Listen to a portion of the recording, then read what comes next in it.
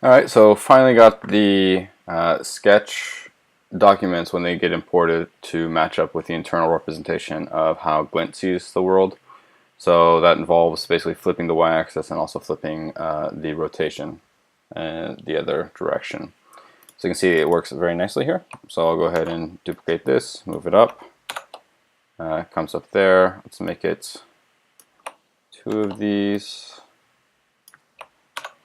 Sync, there we go. And let us add a rotation between them two. And we should see, oops, there we go. Let's do that, I suppose. That looks fine. And there we go. So the interesting thing is, I'll show you actually what we tried first.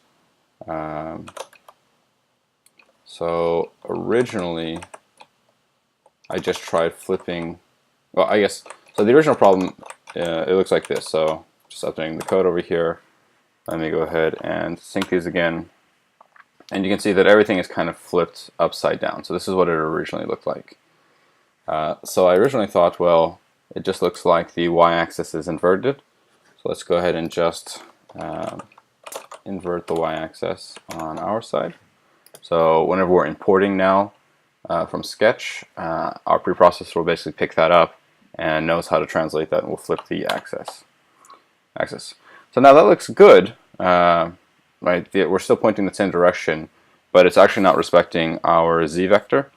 So if we look at, we can see that the rotation is actually backwards. So where this black one is kind of going from the top left to the bottom right, it's going to the bottom left to the top right in our world. So then that was simply a matter of also handling the z rotation. And so now if I just do another import, you can see it's working perfectly now.